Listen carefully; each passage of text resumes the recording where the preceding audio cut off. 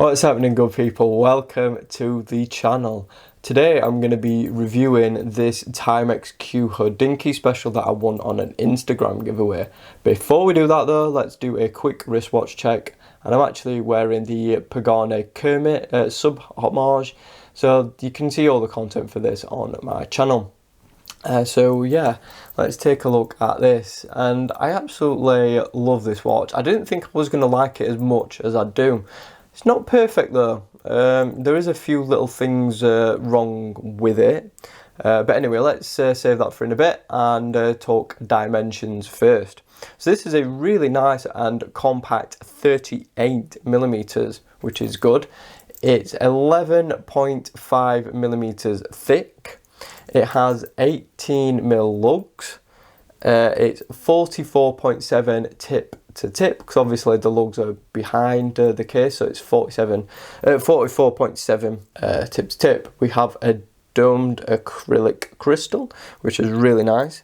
It weighs 56 gram on the supplied bracelet.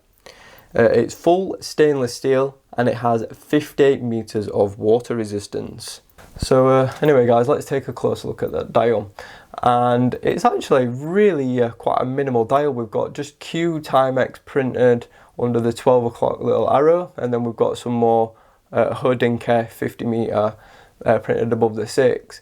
The dial obviously is white, and the indices are not applied, they're actually just printed in Lume, which I'll cover in a little bit. The only thing that really bugs me about this is it's kind of difficult to read in some lighting situations. Like for now, under this light, I've had to like really close down the aperture on my camera so you can actually see the indices, because otherwise they're really quite blown out. And it's the same in bright sunlight as well. They're quite difficult to see, which is a little bit irritating, to be quite honest. I do really like the look of it though. It's really clean and really minimal. I also like the handset as well. It's like a Mercedes style but without the lines. We've got a fence post and then a needle red seconds hand, just for a little pop of colour. So there's not really much to talk about on the dial really. So yeah, it's nice, it's clean, it's well done. We've got a simple printed minute track, and that's about it really. There's not much to write home about. I do love how that crystal does distort the dial and the hands though, and that's one of the big benefits of acrylic crystal. And if it does get damaged, then just get some polywatch and give it a fix with that. So then we get on to the bezel, and this is my first issue with this watch, is the bezel. It's quite hard to grip actually, and the action is it's not the best. It's a little bit hard to manipulate. Everything lines up pretty nicely though, but it's definitely not the best bezel. It is bi-directional though, which I do like. Which means you don't get much back play. There is a smidge, but not much. But yeah, bi-directional bezels I think are really cool. So you can see, all lines up as it should. But it's just really hard to grip. I think it's because of the case shape. It's really hard to sort of like get a grip on it at the top where I'm used to grabbing a watch. So you sort of have to grip it at the sides where the case is not, is not as thick. So it just makes it a little bit easier to use that way. But yeah, if you grab it like you're used to grabbing it, then the case profile gets in the way a little bit and makes it a little bit more tricky to use.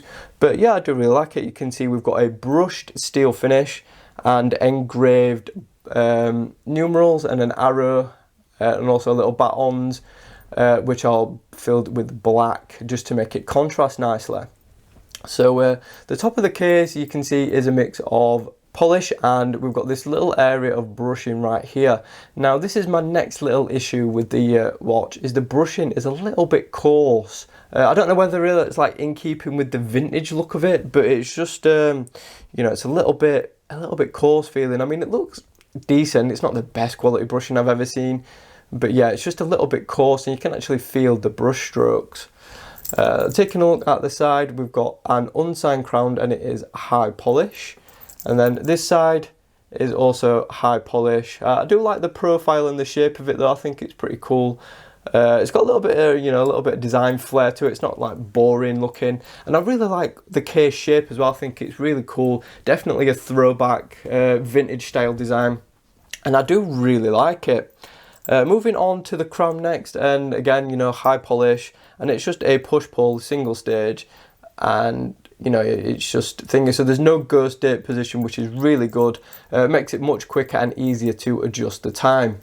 So let's flip it around and take a look at the case back. You can see it is brushed, and we've got that little iconic hatch which you can actually unscrew and access your battery, so you don't have to take the entire case back off to swap the battery out, which is really handy actually. I think that's a good little feature, and again, it's like a little bit of a throwback to that vintage style. You can see it's screw in, not screw down, which is why it's only got 50 meters of water resistance.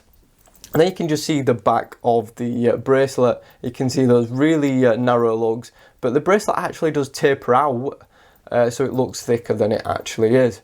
So let's actually get on to the bracelet. And this is another little issue I'm having.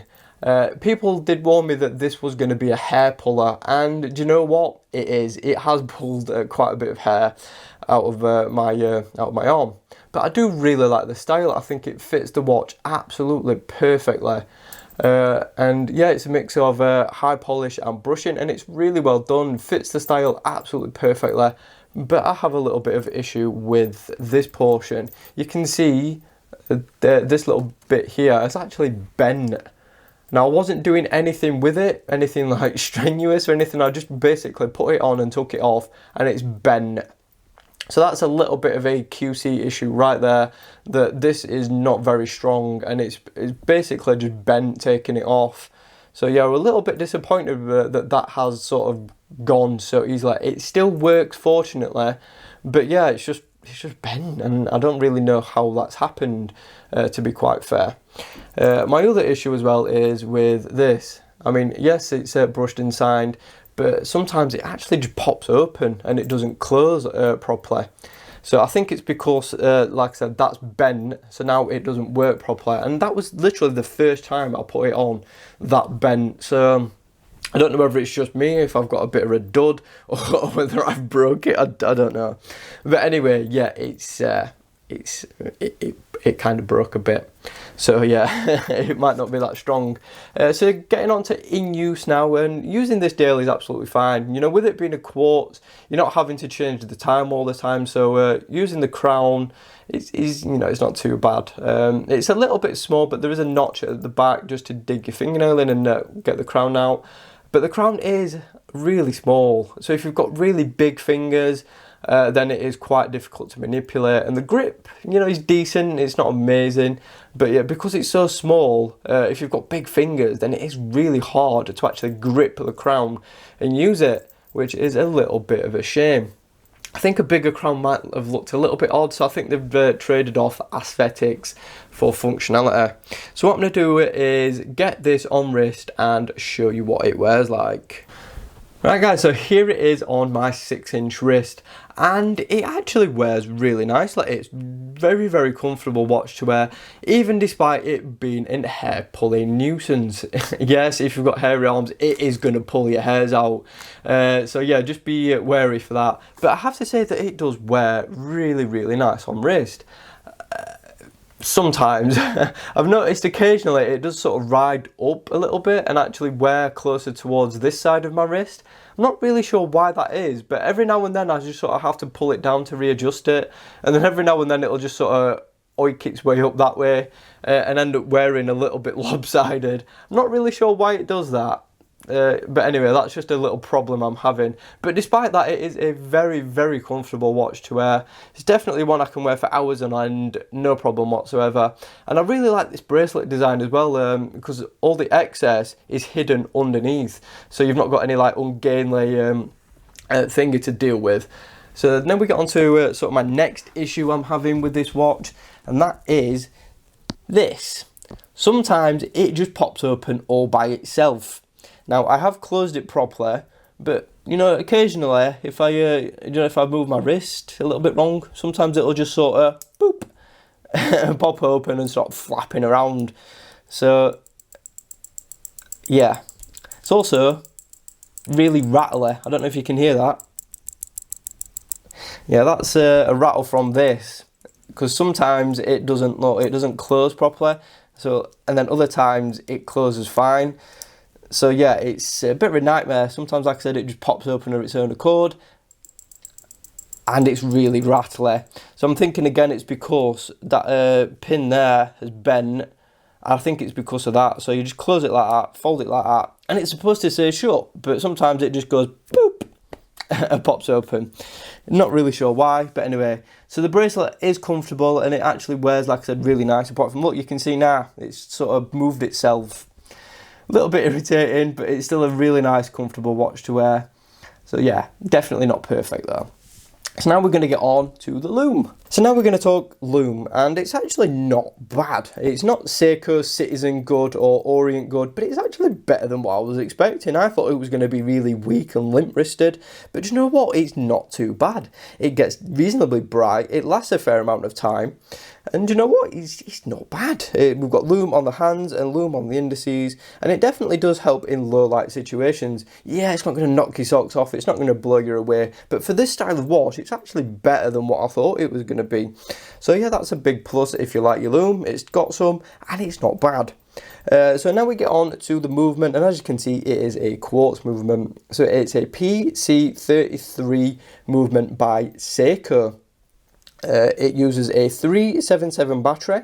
It's plus to negative 30 seconds per month, and you get a up to 3-year battery life. So it's not bad. It's not an amazing quartz, but it's not bad. It's keeping time well. It's definitely keeping up with my phone. So I've got no issues with accuracy whatsoever. You know, every month you might just want to adjust it back again just to make sure that it is bang on.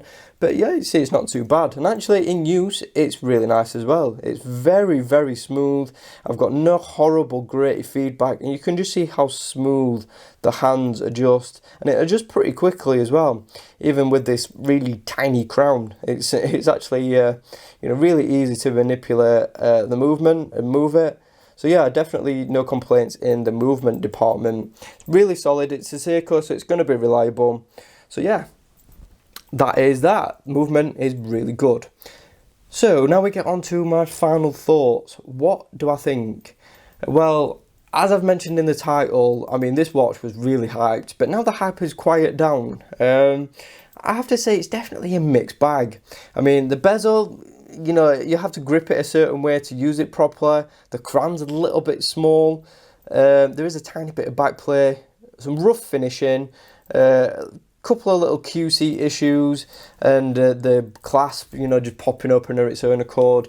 But it's definitely got bags and bags of retro charm, and I think it's such a cool watch that it sort of makes up for that. Is it worth its price tag though? It's a tough one. I mean, if you really, really like the watch, then of course it's going to be worth it. I would say look on eBay, but they're actually nearly as expensive as retail. But now, like I said, the sort of hype's died down. You can actually buy them at retail from Timex for retail price. So if you really, really want one, then you know what, I'd say go for it. They're a good watch. Yes, of course, there's better out there, but you know what, I really like it. It's quite a charming and fun little watch to wear, even though it is a bugger for pulling your hair out of your arm. So yeah, it's definitely better than I expected, and I'm really, really liking wearing it and owning it, which, you know, is something I wasn't expecting. I wasn't expecting to enjoy it as much as I do. So anyway, that is pretty much it for this one. Thank you for watching. Don't forget to subscribe for more reviews and stuff coming very, very soon. So thanks again, and I'll see you soon.